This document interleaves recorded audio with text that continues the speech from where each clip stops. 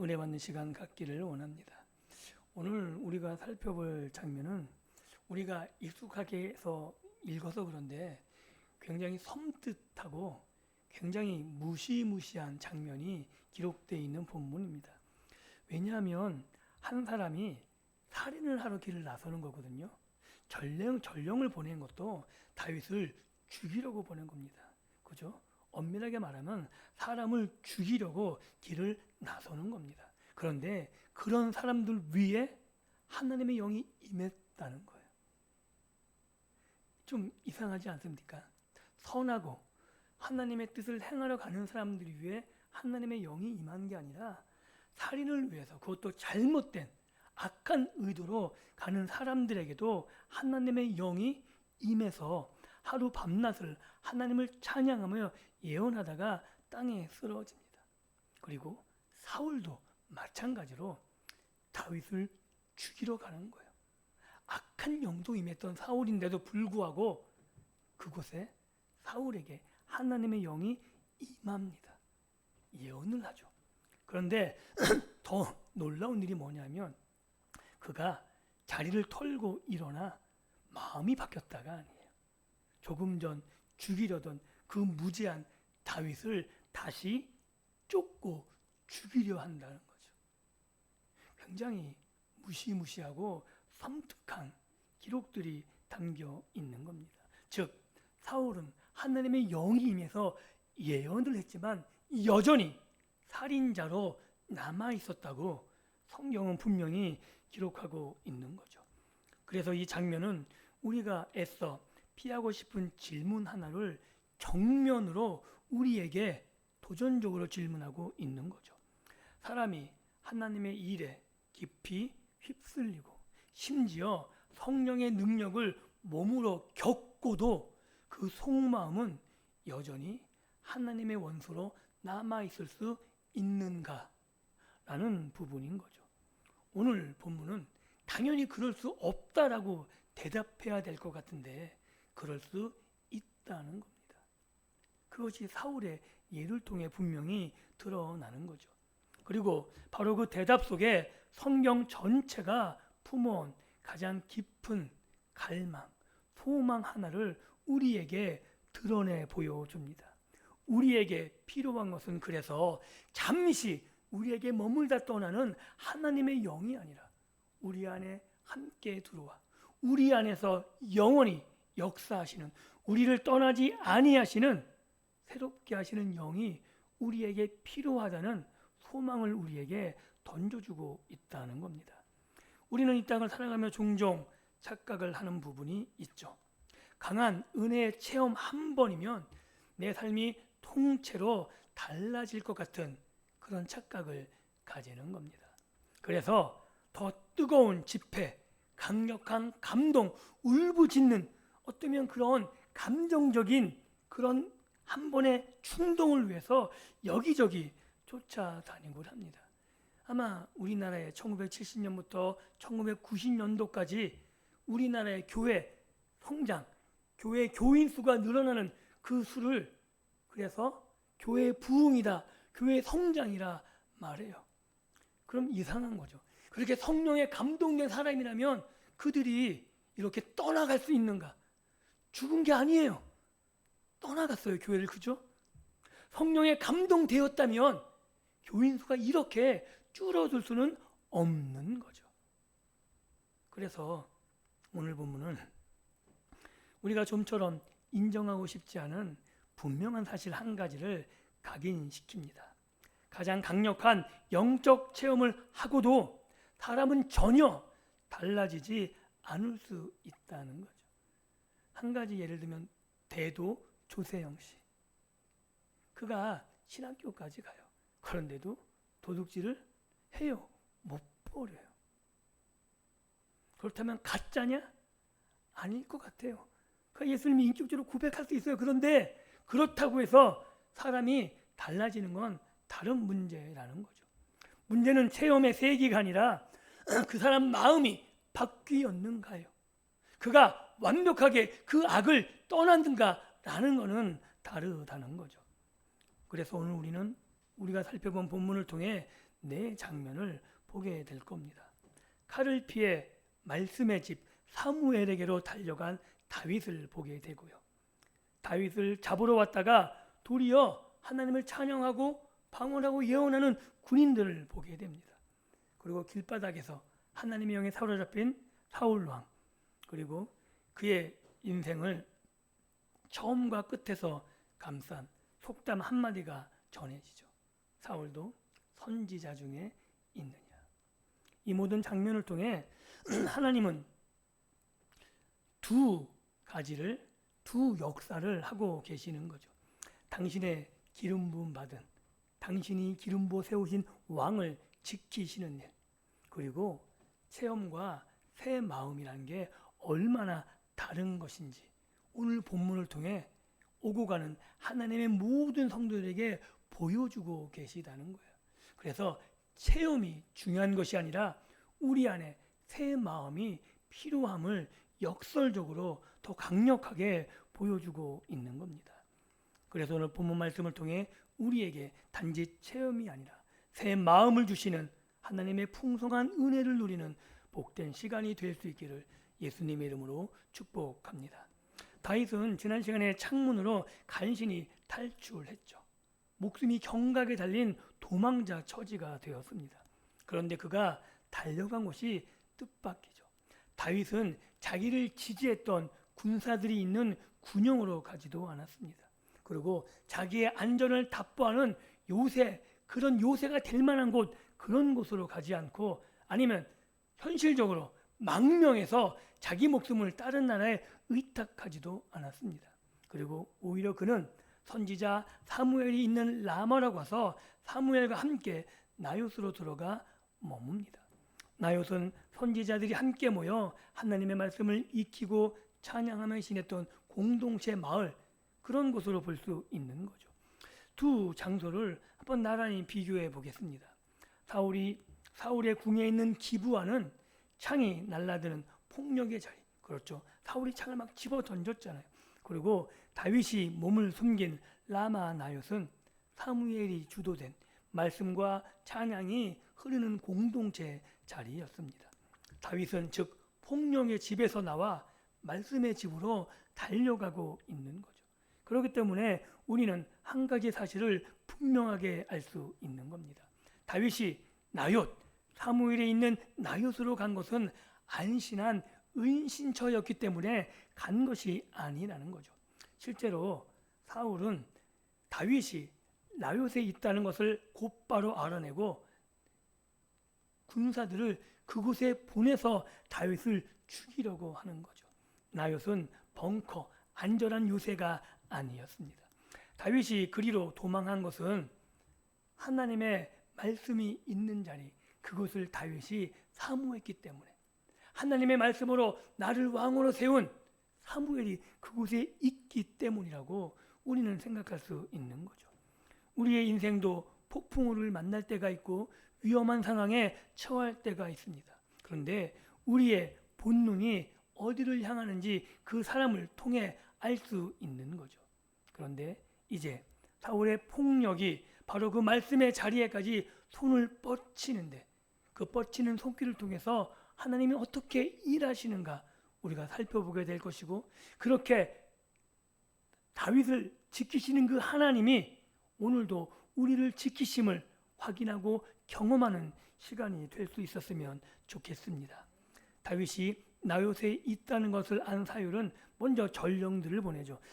이 전령들은 편지를 나르는 사람이 아니라 왕의 명령대로 가서 사람을 붙잡고 죽여버리는 집행관이라고 말하는 게 낫습니다.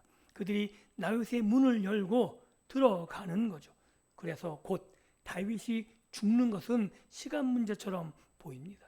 그런데 20절 뜻밖의 상황이 벌어지죠. 선지자 무리가 예언을 하고 사무엘이 그 앞에 선 것을 보는 순간 그들이 사무엘을 밀쳐내는 것이 아니라 하나님의 영이 그 전령들 군인들에게 임합니다. 그러자 살기를 띠고 들어온 그들의 입에서 다윗을 잡으라는 고함 대신에 하나님을 높이는 예언이 터져 나오는 거죠. 붙잡으러 온 손이 찬양하는 입으로 바뀌는 놀라운 순간을 보게 되는 겁니다. 하나님은 다윗의 손에 칼을 쥐어서 그들과 싸워서 지켜주지 않으셨습니다. 다윗을 더 깊이 숨겨서 지키신 것도 아닙니다. 하나님은 다윗을 죽이러 온 자들의 입을 사로잡음으로 다윗을 지키셨다고 오늘 본문은 분명히 말하고 있는 거죠. 그들의 발을 멈추신 것이 아니라 그들의 입을 통해 그들의 말을 바꾸어 버리시는 거죠. 그리고 그들은 다윗을 죽이지 못합니다. 계속 그곳에서 하나님을 찬양하고 예언해요. 그래서 사울이 전령들이 안 오니까 3번 계속 보내죠. 그리고 2번째부터는 부대를 보내요. 그런데 그 부대도 예언을 해요. 계속해서 같은 일이 반복되죠. 왕의 권력이 3번이나 밀려난 겁니다. 3번 다 하나님의 영으로 말미암아 그 폭력과 살인, 살기 이런 게 무력하게 되는 거죠. 마치 큰 물이 그 강 안에 그냥 닥쳐올 때 휩쓸려 하루로 실어 나가듯이 그냥 이런 강이 있다면 큰 물이 막 휩쓸려 지나가듯이 나윗의 발을 들인 모든 적대자는 그냥 하나님의 영에 휩쓸려 가지고 그냥 은혜 속에 묻혀버리는 그런 장면을 보는 것 같습니다. 그래서 우리는 이 사실을 통해 한 가지 알 수 있는 거죠. 이 군인들이 예언을 했다고 해서 그들이 하나님의 사람이 된 게 아닌 거죠. 왜냐하면 하나님이 그들을 막으시는 거예요. 그리고 성경은 그들이 회개했다거나 그들이 돌이켰다고 말하지 않죠. 하나님의 영이 그들의 입을 잠시 사로잡고 계신 거지 그들의 마음을 새롭게 하신 것이 아니라는 사실입니다. 그들은 계속해서 이 일 후에 누구의 입으로 누구의 발로 사용되냐면 사울의 입으로 사울의 발로 계속 사용되거든요. 이것이 오늘 우리가 살펴보는 본문의 결정적인 구분점이 되는 거예요. 하나님은 원수의 입술조차 당신의 도구로 쓰실 수 있지만 그들의 입이 찬양한다고 해서 그들의 마음이 하나님의 것으로 바뀌었느냐, 회개했느냐, 새로워졌느냐 아니라는 거죠. 그래서 하나님께서는 우리가 결코 짜낼 수 없는 방식으로 당신의 사람을 지키시는 방법이 있을 수 있죠. 원수의 위협을 도리어 찬양으로 바꿀 수 있음을 오늘 본문은 분명히 보여줍니다. 그래서 오늘 하나님의 역사를 통해 우리는 담대함을 가질 수 있는 거죠. 그런데 우리가 이 부분에서 한 가지 오해하면 안 되는 게 있습니다. 이것이 마치 믿는 자에게 고난이 없다 이렇게 약속하는 것으로 받아들이시면 안 된다는 거죠. 하나님께서 하나님의 구원 계획을 결코 빼앗기지 않는다는 선언이지 하나님의 백성을 하나님이 이 땅에서 지키신다는 거지 그들에게 어려움과 고난이 없다라는 식으로 우리가 받아들여선 안 된다는 겁니다. 이런 전령들의 3번의 시도가 무산으로 끝나자 마침내 사울이 직접 나섭니다. 분노에 차서 내가 직접 가서 다윗을 죽이겠다, 처리하겠다라고 라마로 향하는 거죠. 사울은 자신이 이 상황의 주인, 내가 가면 해결할 수 있어. 저들은 어떻게 못하지만 나는 내 의지와 내 굳은 결심 때문에 이 상황을 타개할 수 있을 것이라 굳게 믿고 가는 거죠. 하나님의 역사를 바라보고 그는 돌이키지 않습니다. 그가 다윗의 행방을 묻고 나윗을 향해 계속 그 발걸음을 옮깁니다. 그런데 23절에 사울이 나윗에 도착하기 전 아직 길 위에 있을 때 하나님의 영이 사울에게도 임하죠. 사울은 나윗에 이르기까지 독특해요. 걸어가면서 그냥 거기 앉아서 이런 게 아니고 걸어가면서 예언을 하면서 그냥 그 길을 목적지를 향해 가는 거예요. 사냥꾼으로 출발한 다윗을 사냥하려고 출발한 그가 저항할 수 없는 힘에 끌려가듯 사무엘과 다윗이 있는 곳을 향해 걸어 들어옵니다. 군인들을 실어갔던 그 큰 물이 이제는 왕까지 휩쓸어 가는 거죠.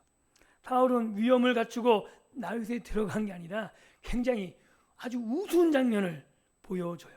어떻게 하냐면 옷까지 다 훌렁 벗어버리거든요. 얼마나 당황스러워요. 아니 예언을 하는 거하고 옷 벗는 게 뭔지 모르겠어. 어쨌든 그렇게 성경에 기록돼 있어요.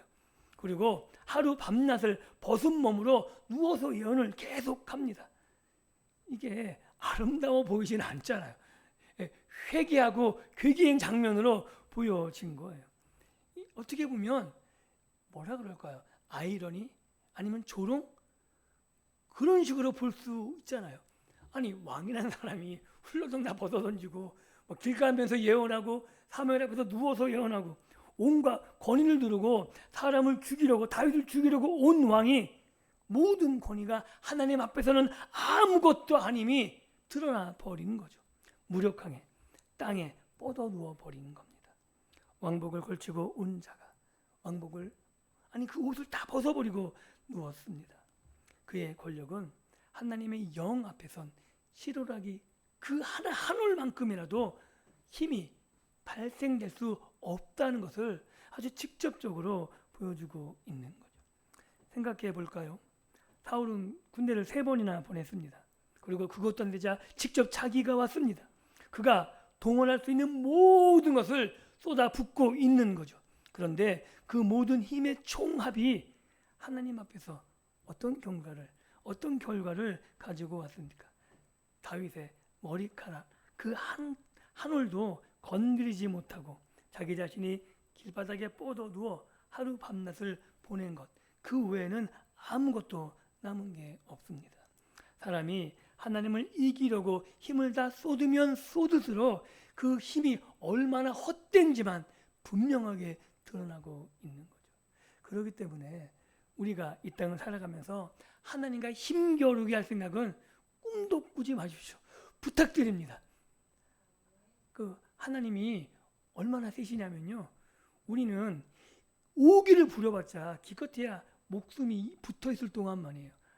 하나님의 진념은 영원이야, 영원. 그러니까 하나님의 고집을 못 꺾습니다. 그래서 하나님의 고집을 꺾는 게 아니라 우리의 고집을 꺾는 게 은혜인 거죠. 그래서 오늘 본문을 통해서 이 놀라운 사실, 우리가 헛된 노력과 헛된 수고를 그치는 그런 복이 우리의 삶 가운데 있기를 예수님의 이름으로 축복합니다. 그리고 이 광경을 본 사람들이 한마디 하는 거죠. 저거 선지자가 하는 건데? 사울 선지자였어? 이런 거예요. 사울도 선지자가 있느냐 이 말이 뭐냐면, 야 사울도 선지자였어? 아니 사울은 왕인데 왜 사울이 저기 있는 거야? 이렇게 되는 거죠. 그런데 이 속담은 사울의 인생에서 2번 나오죠. 처음 그가 왕으로 기름 부음 받았던 날, 그리고 그때 하나님의 영이 임하여 예언했고 사람들이 놀라며 이 말을 했습니다. 그때 이 말은 하나님이 세우신 첫 번째 왕, 새로운 왕, 그 왕을 향한 희망과 감탄의 말이에요. 야, 우리가 세운 왕이 하나님의 신에게 감동되었네. 사울은 기대하지 않았는데 선지자처럼 예언을 하네. 얼마나 놀라운 광경이에요. 그런데 하나님의 손이 임하셨다는 그 표현, 그것이 세월이 흘러 똑같이 등장하는데 이번에는 전혀 다른 각도에서 펼쳐지고 있는 거죠. 처음에 이 말은 사울을 왕으로 세웠지만 지금 이 말, 사울이 선지자 중에 있느냐라고 회자되는 이 말은 사울의 왕의 실상을 드러내는, 즉 이 속담은 마치 사울의 통치를 전체를 감싸는 두 말인데 그의 인생은 희망의 감탄으로 시작했다가 조롱 섞인 탄식으로 끝나는, 즉 하나님의 영이 임했음에도 전혀 가망성이 없는 모습으로 끝난다는데 너무나 큰 아이러니가 담겨져 있는 겁니다. 무엇이 달라졌을까요? 첫 번째 하나님의 영에 임했을 때하고 지금 이 시간 임한 사울에게 달라진 것이 무엇일까요? 하나님의 영의 능력이 달라진 것이 아닙니다. 성령은 2번 다 그 위에 강력하게 임하셨습니다. 그런데 달라진 것이 있죠. 그 사이에 사울의 마음이 굳어버렸다는 겁니다. 그리고 아무리 성령이 그의 위에 임해도 그의 마음을 녹일 수 없었습니다. 사울은 처음에도 예언했고 끝에도 예언했지만 그의 속마음은 조금도 새로워진 것이 없다는 거죠. 사랑하는 성도 여러분, 바로 이 사실에서 우리가 꼭 새겨 들어야 할 무서운 진실이 들어 있습니다. 사람이 하나님의 능력에 참으로 맞닿고, 즉 경험을 하고도 하나님께 마음을 들이지 않은 채로 남아있을 수 있다는 겁니다. 사울은 체험했지만 변화는 없었습니다. 사울은 찬양하도록 붙들릴 수는 있었지만, 예언할 수 있도록 붙들려 있었지만 그것으로 새 사람이 되지 않았다라고 성경은 분명히 기록하고 있습니다. 이것은 오늘 우리들을 향한 경고이기도 합니다. 우리도 말씀 아래 앉아 눈물 흘리고 찬양의 마음이 뜨거워지고 여러 신령한 일을 행하고도 문을 나서는 그 순간 예전 그대로 죄악의 습성을 가질 수 있다는 거죠. 큰 물이 주일 1시간에 우리를 휩쓸어 갔지만 월요일에 돌아오는 그 순간 다시금 우리는 그 은혜의 물가에서 기어올라 옛사람으로 돌아가는 삶을 반복적으로 살 수 있다는 거죠. 내 마음이 미워하기로 결정한 그 사람을 여전히 미워하고 조롱한다면 우리는 사울과 같은 삶을 반복하고 있는 겁니다. 겉으로 드러난 종교의 뜨거운 체험은 새 마음과 같은 것이 아니라는 거죠. 그리고 거룩을 느낄 만큼 가까이 있으면서도 그 마음은 하나님께 드리지 않은 그런 자가 가장 위험한 자고, 그런 마음이 가장 위험한 마음이라고 우리는 알 수 있는 겁니다. 왜냐하면 착각을 불러일으키거든요. 내가 온전히 하나님의 사람으로 완성된 것 같은 매 주일마다 그런 경험을 하면서 전혀 변화되지 않았는데 변화된 사람처럼 착각하며 변화될 기회조차 놓치는 그런 어리석은 인생을 살아갈 수 있다는 겁니다. 그렇기 때문에 우리는 진지하게 물어봐야 되는 거죠. 성령이 임해도, 하나님의 영이 임해도 바꾸지 못한 마음을 도대체 무엇이 바꿀 수 있을까? 그래서 오늘 이 장면을 통해 두 가지 사실을 확인할 수 있어야 됩니다. 첫 번째로는 하나님께서는 당신의 기름 부음 받은 자를 결코 빼앗기지 않는다는 것. 사울이 가진 모든 힘을 다윗에게 쏟아 부었지만 하나님은 끝내 하나님이 기름 부어 세우신 그 사람을 죽음으로 내몰아가지 않으셨습니다.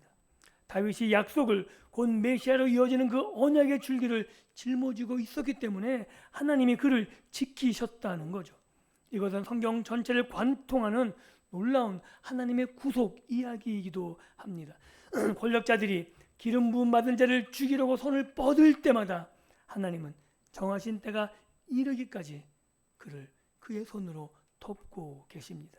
그리고 이 이야기는 참된 기름 부음 받은 자 예수 그리스도에게까지 곧장 이어져 가죠.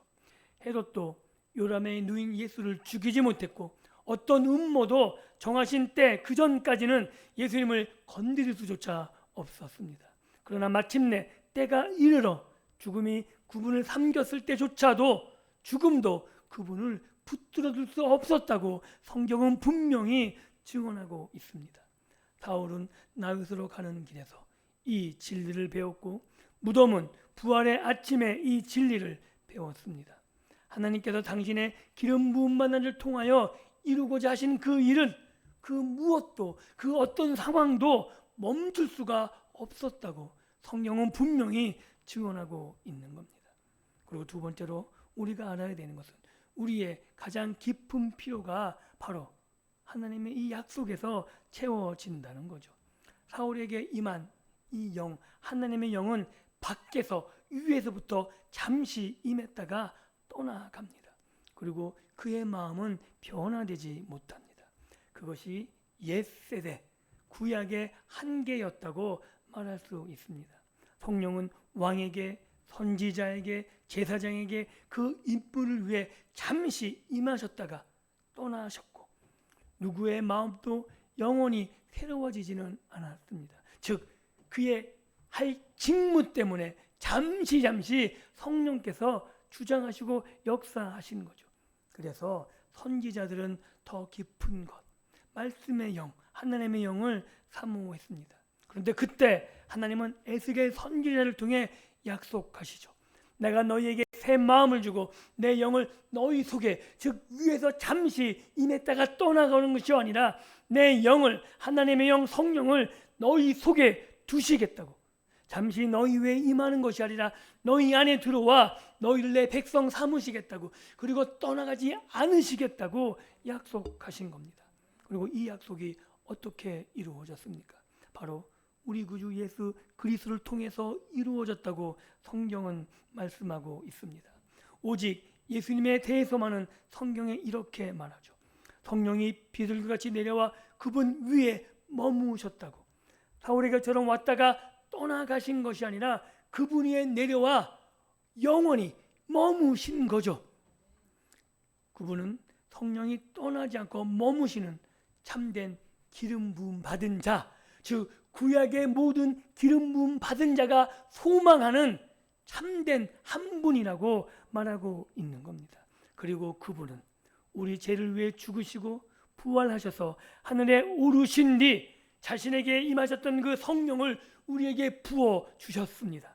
그리고 이제는 원수를 밖에서 하루 동안 제압하기 위해서가 아니라 당신의 백성 안에 들어와 거하시며 에스겔이 사모하던 그 새 마음을 주시기 위해서 우리에게 부어 주셨다라고 말하고 있는 겁니다.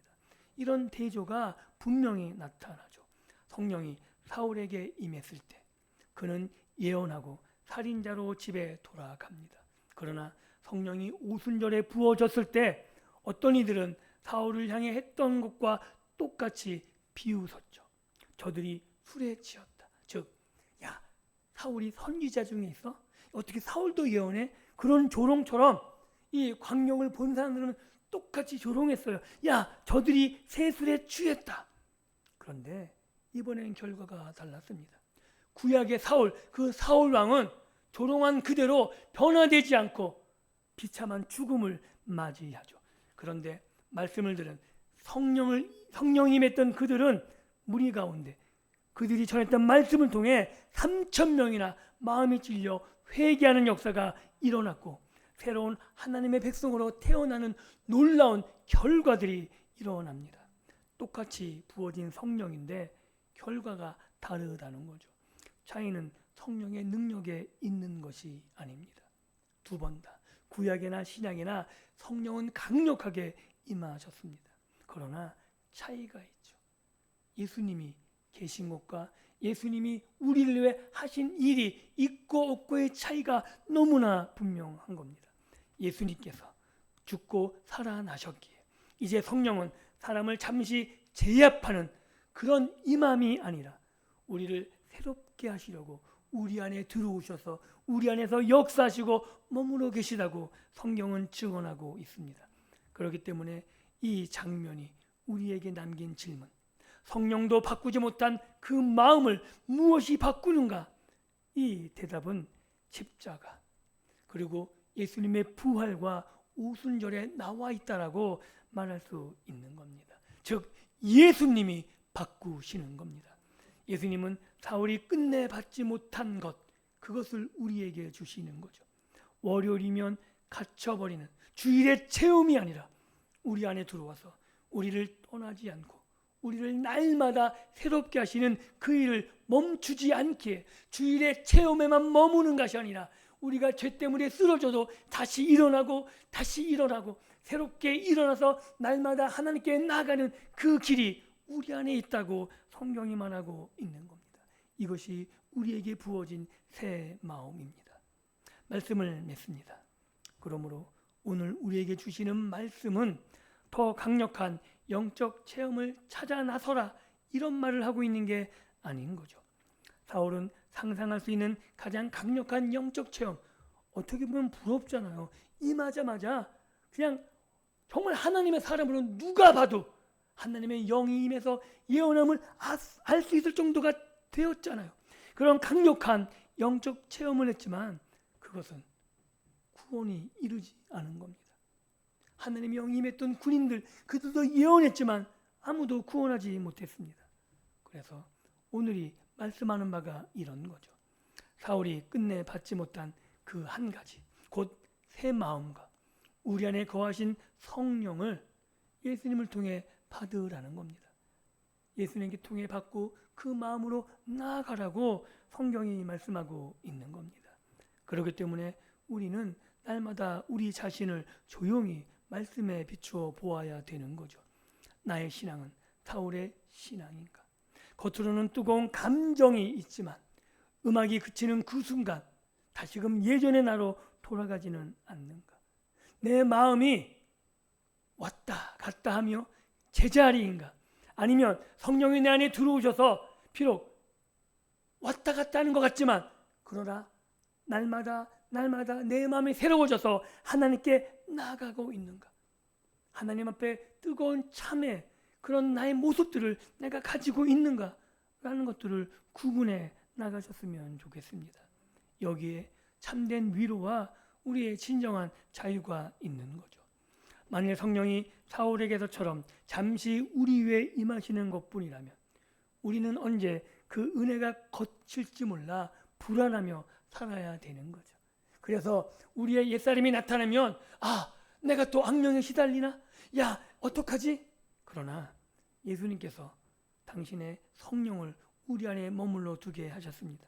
그래서 우리가 죄의 성을 가지고 죄 때문에 괴로워할 수도 있습니다. 그런데 우리의 신분은 우리의 감정과 우리의 무감각한 그런 것 때문에 좌우되지 않는 거죠.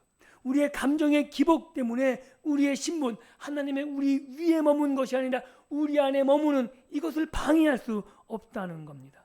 아무것도 느껴지지 않는 밋밋한 월요일일 수 있습니다. 주일의 감동이 사라져 버렸을 수 있습니다. 그럼에도 불구하고 여전히 성령은 우리 안에 계시고 우리를 새롭게 하고 계십니다. 그래서 10년 전의 나나 어제의 나나 달라지고 있는 거죠. 매일매일 순간 때문에 안 바뀐 것 같지만 돌이켜 보십시오. 하나님이 너무나 많은 것을 바꿔내지 않으셨습니까? 그 은혜가 주님 오실 그날까지 우리와 함께 하심을 믿으며 믿음으로 살아갈 수 있기를 예수님의 이름으로 축복합니다. 이 은혜 안에서 우리는 두 가지로 살아가게 됩니다. 먼저 안식을 누릴 수 있는 거죠.